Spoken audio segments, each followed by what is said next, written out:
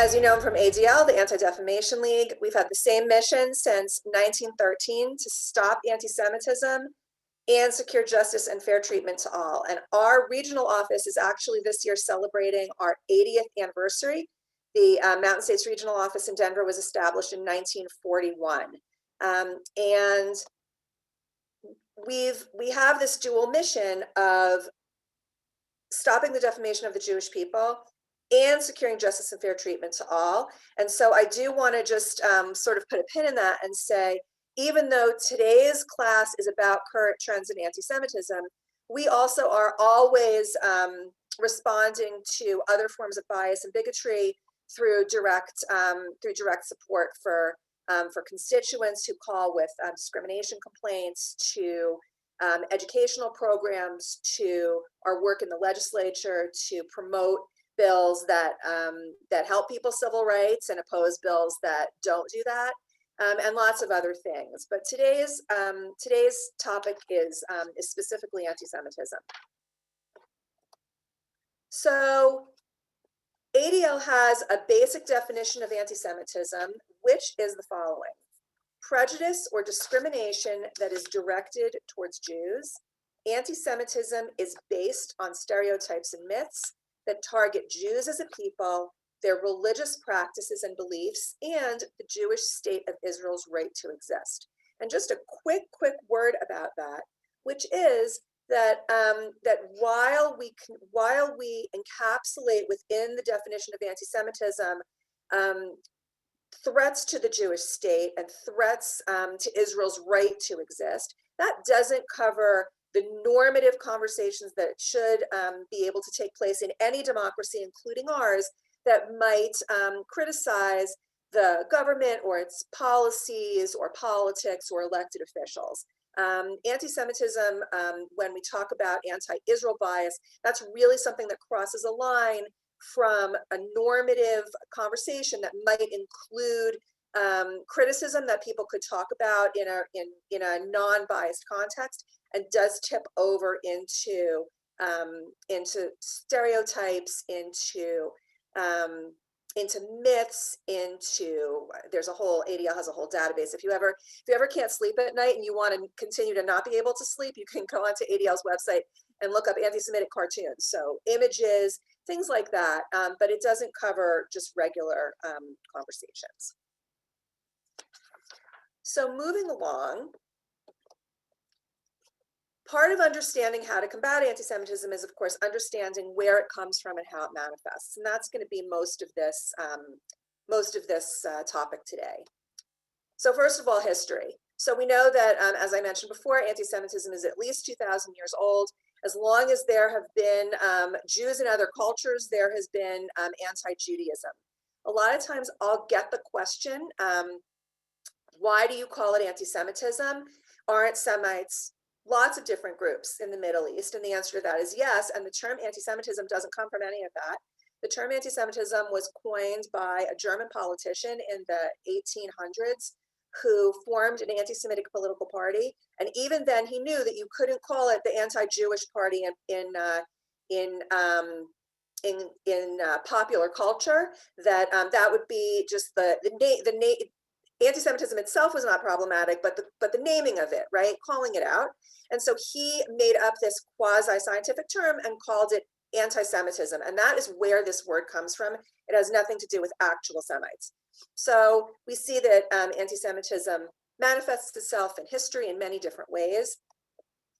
And because Jews in other cultures, consistently being the other in those cultures, have a host of stereotypes and biases that attend them, this also comes to showcase the manifestation of anti-Semitism in those various cultures, including our own. If you are already predisposed to thinking something negative about a group, and this is only about Jews, of course, there are stereotypes and deeply held biases for lots of groups. If you hold those biases, then you're more likely to be preconditioned to believe that there lies fault with them. I mentioned stereotypes and myths, and we're going to see in a minute where some of those come from.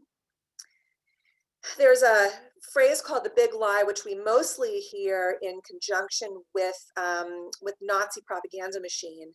So that is where you take a kernel of truth and you embed it in lots and lots of lies. And so I will give you one example of that. So Jews make up approximately 1.7% of the population of the United States, and yet we are overrepresented in government. I actually looked this up yesterday in preparation for this class. So there are 9 Jewish senators. So even with my poor math skills, I know that is 9%, right, of 100. And in the House of Representatives, which is 435, there are, I think, 28 Jewish representatives, which is in the ballpark of 6%. So we are overrepresented in our country's government. So that's the kernel of truth, right? The percentage of Jews in the United States is 1.7. The percentage in Congress is higher, much higher. Where the lies come around is, well, if Jews are so overrepresented, how did they get there? And there must be some nefarious way that Jews came to hold higher office at a higher percentage than their population in the United States might dictate. And then the lies build around that, control, etc. So that's how the big lie works. And then finally, we're going to look at current manifestations of these deeply held biases and stereotypes that go from, in the longer class, we start actually with Pharaoh and move forward. But today, we are going to start with the Protocols of the Elders of Zion in the 1800s in Russia, which was Russian anti-Semitic disinformation, to kind of show that. And so when we look at these stereotypes and myths, keep in mind sort of the kernel of what this stereotype or what this anti-Semitic statement really has at its base, that then will translate into modern manifestations. So I'm going to read this short excerpt. And so this is again from the Protocols of the Elders of Zion, Russian misinformation about Jews from the 1800s. We think it was written by the secret police, but it was purported to have been written by this nefarious group called the Elders of Zion that were trying to take over the world. So that's, by the way, where that particular taking over the world stereotype comes from. It's from here. So the Jews are carrying it out with steadfast purpose, creating wars and revolutions to destroy the white Gentile race, that the Jews may seize the power during the resulting chaos and rule with their claimed superior intelligence over the remaining races of the world as kings over slaves. And this is an English translation from Victor Mardson's English adaptation of the Protocols of the Elders of Zion that was published in the Morning Post in London. This was also later shipped across the ocean, and Henry Ford had it published in the Dearborn Independent newspaper in Michigan. And so that is how this Russian disinformation about Jews came to be spread in English. But as you'll see from these images, there are many, many different versions of it, and all of these are screenshots from books in current publication, in current circulation. So we have, it's even too small for me, but we've got it in German, we've got it in English, we've got it in Russian, we've got it in French. This one, the Protocols of the Elders of Zion in red and black. That one is helpfully translated into Arabic and Spanish for a wider audience. That was actually on the shelf in a local bookstore here in Denver that was reported to our office by somebody who saw it and was concerned. One little note about ADL and the First Amendment.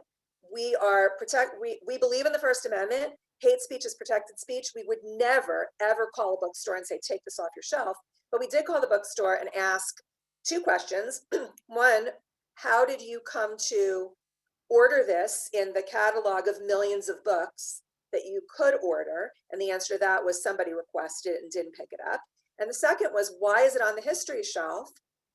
If you are going to keep it on the shelf, would you consider moving it to conspiracy theories where it actually belongs? Because this is not legitimate history. And so that was the conversation that we had with them, and they actually ended up, after our conversation, returning it to the publisher. So let's take a fast look at some of these phrases within this excerpt from the Protocols of the Elders of Zion. So first of all, and again, keep these in mind for later because they pop up in 2020 and 2021. Jews are warmongers. Can you all, if I move my cursor, can you see it when I do that? Okay, perfect. Jews are warmongers, right? Creating wars and revolutions. And why would the Jews want to do that? In order to destroy the white Gentile race.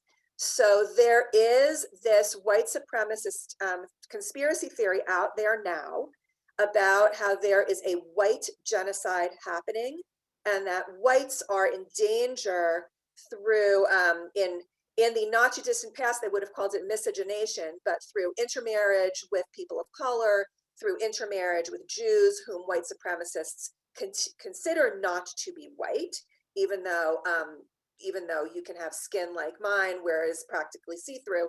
I would not be considered white by white supremacists who believe that Jews are a different race. And the purpose of all of this is that Jews are going to, of course, seize power during the resulting chaos, because we are trying to create chaos, and rule with their claimed superior intelligence, right? They say they're so smart, but really not. They're just claiming it in order to take control. And then rule over the remaining races of the world as kings over slaves. So that's sort of one excerpt that identifies these specific myths that then we're going to see show up. So taking these ideas, we're going to move into the current century. So in Charlottesville, we saw these individuals who are not very fine people, I'll just say, with their tiki torches, yelling and screaming, "Jews will not replace us." Jews will not replace us is the rallying cry that is the direct descendant of this, whites, will take over the white race, from our quote from the Protocols. And I actually, let me just grab the piece of paper. I got this tip from somebody who gives speeches and throws the papers on the floor after they're finished, but that doesn't help if you need to refer to it.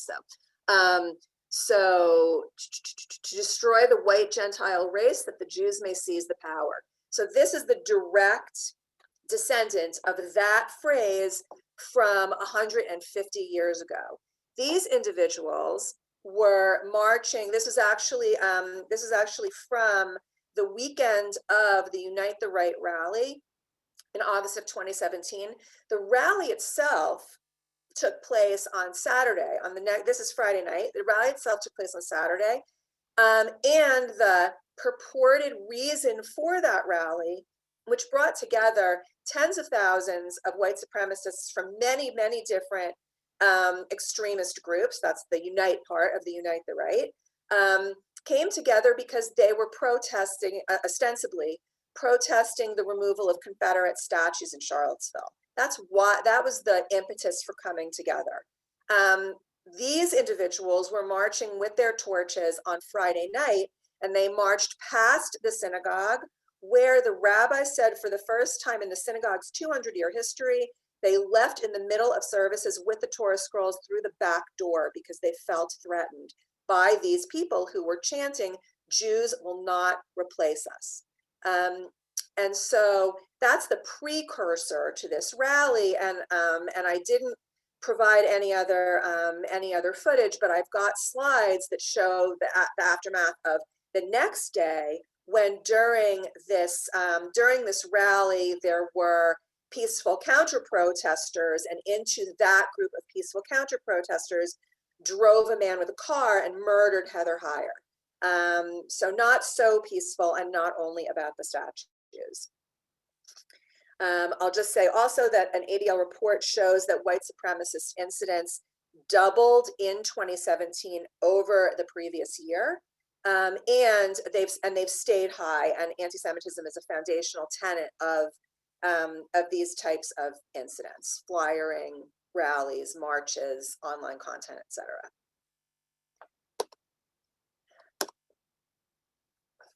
Year and a half, not even a year and 2 months later, we have the murder in a Pittsburgh synagogue of 11 people on Shabbat morning who had just come to services by Robert Bowers, who used as his rallying cry in his online post before he went with his assault rifles to the synagogue: "All Jews must die." And I remember this. So I'm Shomer Shabbat, so I don't typically get news on Saturday, but it was Pink Shabbat, and I was teaching a class at Rodef Shalom, and somebody came into my classroom to tell everybody that this had happened. And so the reason that Robert Bowers chose this synagogue, there are two primary reasons. One reason is because he was in Pennsylvania and it was convenient, because, why should you have to schlep? And the second is because that synagogue, the Tree of Life Synagogue, which is an umbrella, there are 3 congregations that meet there. That synagogue had been host to a Highest Shabbat, Hebrew Immigrant Aid Society Shabbat, the week before. So Hebrew Immigrant Aid Society, of course, helps lots of people. It was founded to help Jews immigrate to this country from Europe, where they were experiencing pogroms. And their mission has stayed to help all people. And there was a refugee and immigrant rights Shabbat the week before. And so Robert Bowers believes, as do many white supremacists, that by assisting immigrants, that also contributes to quote unquote white genocide, because if you bring in immigrants and refugees from countries where they're predominantly going to be people of color, that it's going to ultimately result in a dilution of the white race. So that is why he chose this particular congregation. So ADL does a study every year called, not every year, excuse me, every several years, called the Global 100. It started in 2013, actually, on the 100th anniversary of the founding of the Anti-Defamation League. And we surveyed 100 different countries to gauge their anti-Semitic attitudes based off of a number of questions. And so this is an excerpt from the American attitudes, but if you are a stats wonk like me, you can go to adl.org and just type Global 100 into the database, and you'll see the most recent statistics that we have. There have been, since 2013, 2 smaller studies of, I think, 15 or 17 countries each. And so there's more current information about some of those, including the United States. So this is what we have.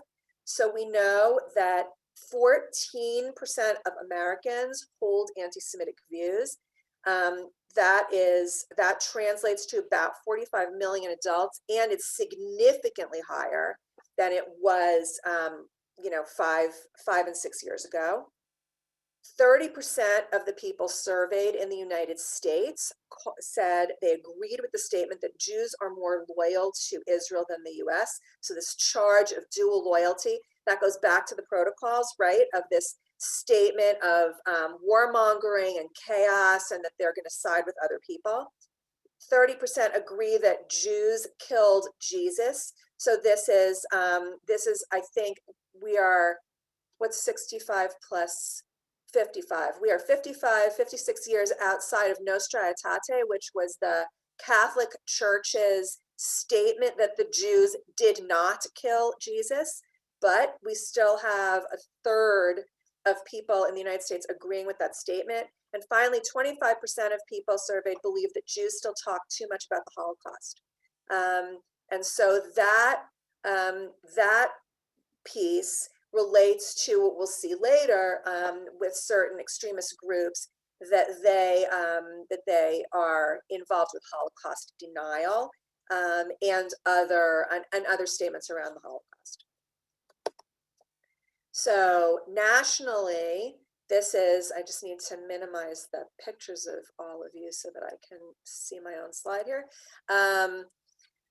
So the reason that, just a point of information, the reason that I have 2019 statistics here is because 2020 just closed, and so it will likely be around April that ADL will have the anti-Semitic incident statistics for 2020 for the previous year, and the FBI typically has those towards the end of the year, so that'll be about November. So we have the last year that we have full statistics for is 2019, at which time we recorded the highest level of anti-Semitic incidents ever in 40 years, including 5 fatalities and 91 assaults. And you can see, according to the key here, that sadly Colorado has boosted up to this highest level. And typically, what's interesting about Colorado is that typically those high levels are in states that have the largest Jewish populations. So you see California and Florida, New York, Pennsylvania. Colorado is not one of those states, and still we had 61 anti-Semitic incidents. Closer to home, when I started working at ADL in 2013, there were 9 incidents, and then small increases up, although of course 2015 it's twice as many as 2013, but still the 3-year total is 37. Now look what happened starting in 2016. So it is this exponential rise in number of anti-Semitic incidents, and like we just saw, here's the stats for 2019. We expect 2020 to be similar numbers, just from our own internal records in our regional office. It's going to be right around the same number. These incidents actually happened in our region in the last 6 months, and so I'm showing you very recent examples. So back to the protocols of the Elders of Zion, right? May seize power during the resulting chaos. There are conspiracy theories around Jews causing the 9/11 crashes, and so here is a banner that was hanging on the overpass at I-25 at Orchard. There were similar banners hanging on overpasses all the way down, not at every exit, but all the way down from Colorado through New Mexico. We were getting reports, and the reason that we have this banner is because coincidentally, the son of one of our AZL board members was driving on I-25, saw the sign, pulled up onto the overpass, and with 2 buddies in the car, took it down. And so now it's sitting in his apartment. And this is, this is to scale because you can see his bike next to it.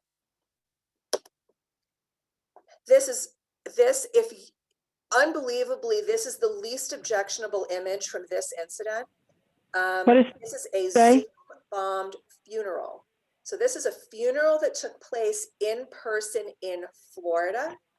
The individuals who were attending the funeral in Colorado were on Zoom, and someone hacked into the chat and posted these statements, anti-Semitic, racist, homophobic, over and over and over.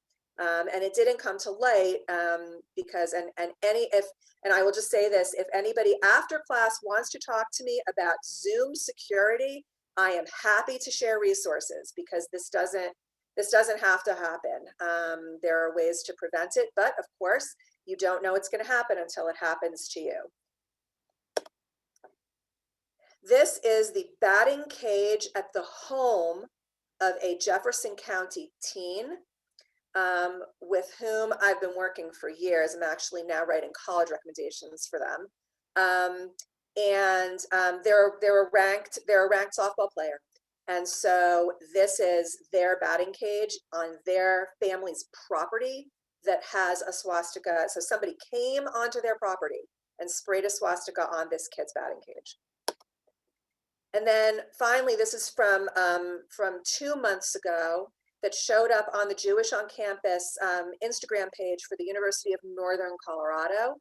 Someone left a note on my door that said, "Jews created COVID to subvert the white race." This note was covered with stickers of various Jewish caricatures. A bag of rat poison was taped to the bag. And because a bag of rat poison was taped to the image that was on their door, law enforcement was contacted, and this is now being investigated as a bias-motivated incident by the FBI. And people wonder why I'm tired. So I want to take a quick break to show you a short video, and Christy's going to have that queued up for us in a second. I'm going to stop the share. So we have a question, which is, why are so many conspiracy theories anti-Semitic? And so the main reason why conspiracy theories are anti-Semitic is because Jews are always the other.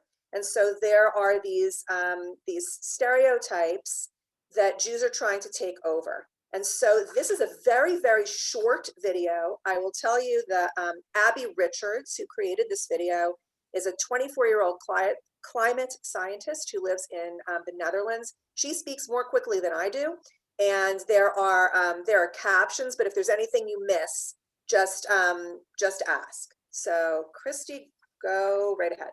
We'll be talking about,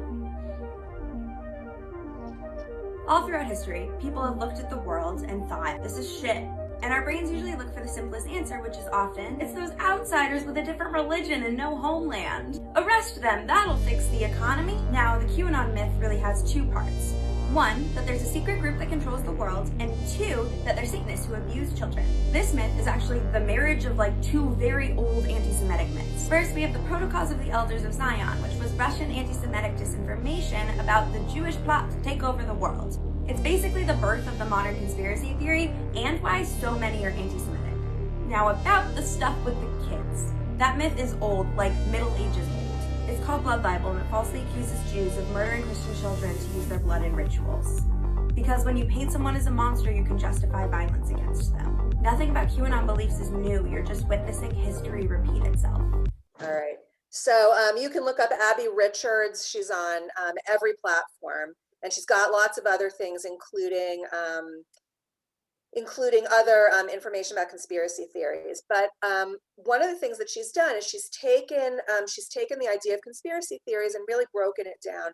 And like I said, you can look her up. She has a whole chart of various conspiracy theories in a pyramid. And I was going to use that, but then yesterday, I'm not even kidding. Let me share my screen again with you. Yesterday, we got this complaint to our office. So this is the screenshot of a Facebook post. And when I was describing what I was teaching today to my son, I said, you know, it's almost as if I wrote it because it hits all the main points. So I'm going to read it, and then we're going to look at the bullets, right? So this was posted yesterday on someone's Facebook page about QAnon and Jews. So a lot of Anons, members of QAnon, post the truth about the Jews, right? So in other words, there is this idea that that there is this deep, dark conspiracy theory, and they know the truth, but we don't. We everybody else, and the Jews are controlling it. They, the Jews, are not shills and are trying to help awaken everyone to their evils. So evil. They call you goyim, sheep, cattle. We, of course, know that goyim means non-Jews, Gentiles, or other nations, but they call you goyim, sheep or cattle. They steal from you from the second you are born. Every aspect of your life is a Jewish trick. They steal our children. Here's the thing with the kids, to rape and torture. That's also the underlying that's the underlying thing with QAnon, right? That liberals slash Jews slash globalists are pedophiles. That Pizzagate, right? That there's a child pornography ring in the bottom of a pizza store. They lied about the Holocaust. Here's Holocaust denial. They have been kicked out of every country they have ever been invited to. And they blew up the World Trade Centers, just for starters. Pay attention to your fellow Anons when they try to give you this information, right? We, the QAnon, are the only ones that know the truth. Don't forget, Judaism is a death cult, not a religion. I'm not often speechless. It almost made me speechless to get this, because it really is just sort of an encapsulation of everything that we are talking about. We talked about COVID before, COVID conspiracies. There are more COVID conspiracies about Asian Americans. I learned recently that assaults and other incidents against Asian Americans have gone up something like 170% since March. But here are some Jewish COVID conspiracy theories. So there's, like I talked about the cartoons. So here's the Trojan horse with COVID, that this individual here, this guy, he's a caricature called the Happy Merchant. So he's the sort of the quintessential Jewish stereotype with the big nose and the beard and all of that. So bringing in, and people who don't know any better are bringing in the Trojan horse. This was from the very beginning of the pandemic. If you have the bug, give a hug. Spread the flu to every Jew. Holocaust. And then here's the Happy Merchant again. Here he has the vaccine, right? He's got a syringe, and this is misinformation about Jews benefiting in some way from the coronavirus. If you want more about that, see Michael Che's 8-second non-joke on Saturday Night Live on Weekend Update this past week. So now we come to the Capitol. So these individuals who were part of the mob at the US Capitol on January 6th are holding a sign from Speaker Pelosi's door. And this guy here is wearing a sweatshirt that says Camp Auschwitz. On the back of it, it says staff. This image is from Twitter. So this is a juxtaposition of two images. So this is the guy that stole the speaker's podium. Next to, this is many of you will recognize this. This is the Arch of Titus, so the sacking of the temple by the Romans. And the caption, I love it when Zog loses. Zog, Z-O-G, stands for the Zionist Occupation Government. So juxtaposing those two things as democratic loss of power being seen as that Jews are controlling everything, and so they are losing too. This guy was not at the Capitol on he may have been, but this picture was not taken on January 6th. This picture was taken in December because there was the Million MAGA rally at the Capitol in December of 2020, and this shirt, 6MWE, stands for 6 million wasn't enough. And so you have this this putting together of two completely disparate ideas, right? That don't make any sense, right? On the one hand, the Holocaust didn't happen, and on the other hand, it did, and it didn't kill enough Jews. And so you can't logically hold both those things at the same time, and yet here we are. So, deep breath. How do we respond? So I'm going to give a couple of suggestions, and then I'm going to turn it over to questions. But the first is, as my mother would have said, use the mouth that God gave you and open it up and say something. So there are things to say. So if it's someone you know, assume good intent and explain impact, right? I know you didn't mean that boneheaded thing you just said, but that makes me uncomfortable. You can ask a question, right? What did you mean by that? You can stop the conversation, say really or ouch. And then I want to say something about online interaction, which is where most of us are spending our social time these days. I'm gonna take a guess that with the Kavod on the road population, you are going to be less ensconced in social media every waking moment than the teenagers that I also teach and the young adults. But at the same time, we know that all of us are seeing these images and these stories online, and you have a choice about how to respond online.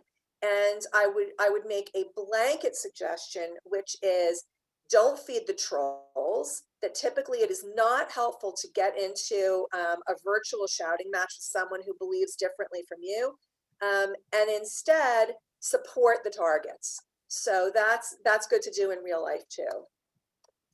And then what to do, document and report. We don't know any of this unless somebody reports it to us. That image that I showed from Facebook came from a complainant who saw it because she is remarkably Facebook friends with this person because they're married to a high school friend.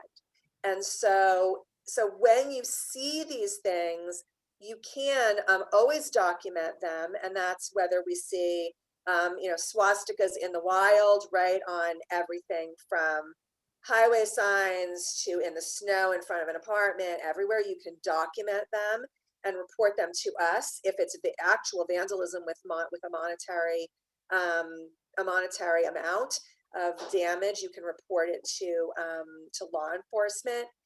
That's the only way we know that things are happening. And I'll put the reporting link in the chat. And then finally, that's really it. And I just want to say thank you for your attention. I think we've got about 15 minutes. It's unusual that I managed to hit it like right at the time, but I think we had plans for a 45-minute presentation and 15 minutes for questions. So here we are. So thank you. And this stuff is really hard, and it's important to address it. So I appreciate that you're all here together with me. Sue, can you tell me what was written on the banner across I-25? Because I can't see what you're doing. Yes, never forget. Jews did 9/11. And what's the impetus of that belief? So if you think about, all right, so think back to 9/11, right? When 4 airplanes were hijacked, 2 flew into the World Trade Center, 1 flew into the Pentagon, and one was taken over by the passengers, and it crashed in a field in Pennsylvania. So the impetus around that is that conspiracy theories deal in misinformation, right? So we all know who the pilots, who the hijackers were. We know what happened. There's lots of testimony, etc. But the conspiracy theory about Jews being in charge of it asks the question, who benefits, right? And that's a fair, just by the way, that's a fair question to ask when there is when there's an attack like that. It is a fair question to ask who benefits. In reality, who benefited was that Osama bin Laden sent these people, that they were Islamist terrorists who sought to bring down the United States by hitting the centers of government and the economy. Another person would say, well, who benefits is Jews, because Jews are also trying to take over the world, trying to take over government and economy. They benefit, as the protocols of the elders of Zion say, from the resulting chaos. And so it's the same kind of conspiracy theory that's saying, by the way, there's a theory floating around that January 6th was really orchestrated by Jews because they wanted to take down the quote unquote rightful government, which would have been Donald Trump. And so there's lots and lots of different conspiracy theories, but it all does boil down to who benefits. And if you think that Jews are looking to benefit, then you can blame them for all sorts of things. Thank you. It looks like, Jane, you have a question? I do have a question. Concerning law enforcement in Colorado, is there protocol in place where they're required or encouraged to report incidents to the ADL, or is the individual who is perhaps a victim of a hate crime responsible for that? And I want to know how that affects the accuracy of the numbers of hate crimes. Such a great question. So we do work together with law enforcement. ADL is actually the largest non-governmental provider of law enforcement training in the country. We do trainings on extremism. We do trainings on anti-bias policing to make interactions between officers and the community safer for everybody. So we do all of that. And also we drive our data. And so we are actually in my inbox actually right now is a request that came into our office that my colleague, Jeremy Shaver, is the one in our office that handles more of the law enforcement and government affairs side. And so there is a request to reach out to all of the different police departments in the region and get their statistics specifically right now on anti-Semitic incidents, because we're preparing for that audit that will come out in April. And so in order to make sure that the statistics are as accurate as possible, we do speak with law enforcement, everything from the local to the federal, and we do drive those statistics. Every once in a while, there are small discrepancies, and that has to do with the difference between incidents and crimes. So law enforcement is more likely to keep records of bias motivated crimes, which is so part one is a crime has to happen, right? There's vandalism, assault, something. And then the second thing is there's a determination that the reason that that individual was targeted is because of who they are, their minority status, and race, religion, etc. And so they hold on to those. ADL also takes in information about incidents. So so a perfect example of that is we got a call from, remember when the very first big snow was? It must have been in like September or October. There was a big snowstorm, and somebody called us because two women who were African American. One of the friend called on behalf of the target. So this African American young woman who was living in an apartment came home from work, and in the snow was a swastika in the snow in front of her apartment. There were no other ones. It was only her apartment. And so that's technically not a crime because snow melts. So there's no monetary damage to be able to recoup from snow. At the same time, it was certainly a bias motivated incident. She's the only African American, and in that stretch of the apartment complex, and it was only her apartment. And so that's something that we did suggest to them that they call law enforcement, and so they spoke to us, they spoke to law enforcement, they spoke to the property manager, etc. To the last part of your question, who should you report to?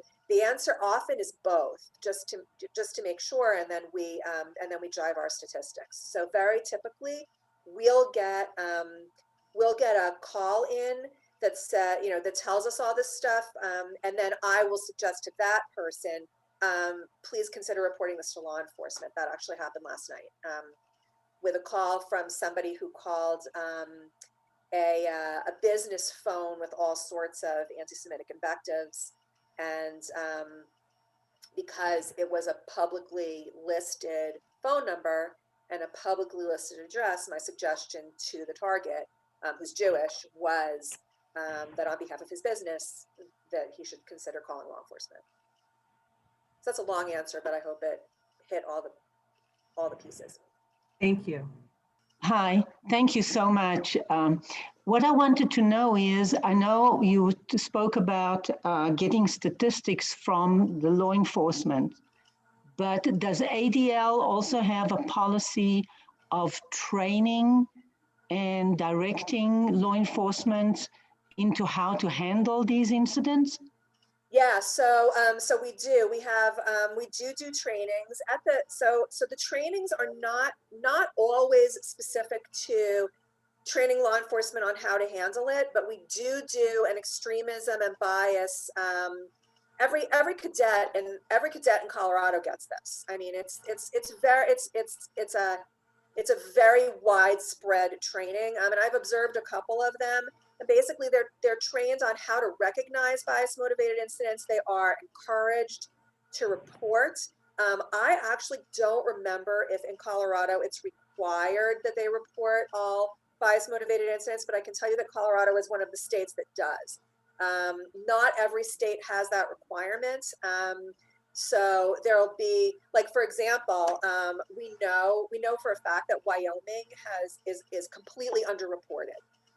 Wyoming is one of, hopefully this is going to change because there's a bill in front of the legislature right now, but Wyoming remains one of 3 or 4 states that does not have hate crimes laws. And so the attitude there is that, you know, they're not keeping track, and so the reporting will say 0, right? We know that that's not possible, that there was 0 hate crimes in Wyoming last year. It's just not correct. So so part of it is training, but part of it is also I actually had a training on this, on how to speak to law enforcement about it. Part of it is motivating law enforcement to fill out one more piece of paperwork. So if anybody's ever worked in law enforcement or in a field where paperwork takes over half your day, and you know the last thing you want to do is one more report, that we need to, you know, part of our job with law enforcement is to motivate them to say, this is going to help your mission in terms of protect and serve. This is your mission, and we can't adequately protect communities at risk if we don't know what's happening to them. Right. Thank you. Yeah, Rebecca. So firstly, Sue, I want to thank you for an extraordinary and very informative presentation. And I know that we can go on for a long time talking about these things. I wanted to just say personally, I know I've been holding my breath through your presentation and shaking my head in disbelief that so much of this information still exists and still is disseminated widely. I'll say your body language has been very validating to me. I appreciate it. Yeah.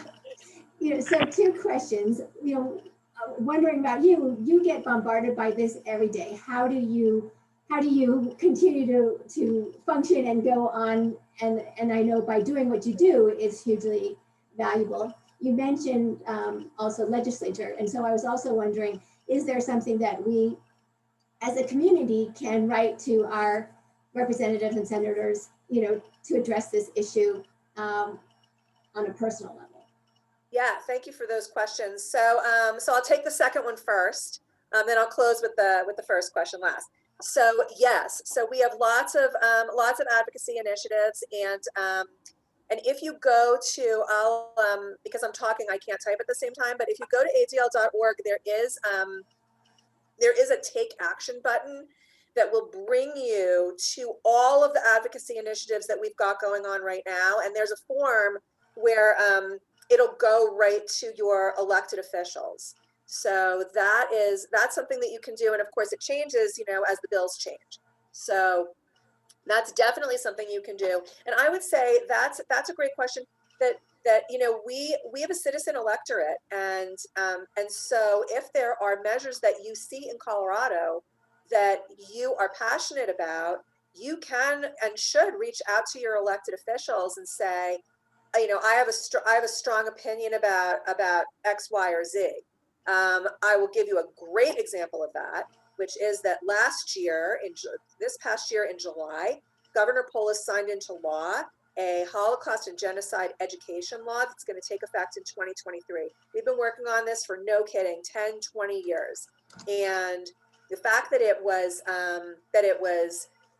signed into law by the governor, and that it's going to take effect for every public school student in Colorado, is going to change the landscape of anti-Semitism education, which is part and parcel of Holocaust and genocide education. And so that would not have happened, especially in a pandemic, without a huge amount of community initiative. And at the end of the day, it was a partnership of the Jewish community and the Armenian community that came together to advocate for this being passed. And so it's really remarkable. So yes, you should. So legislative advocacy is for everybody. Do you think it has anything to do with having a Jewish governor?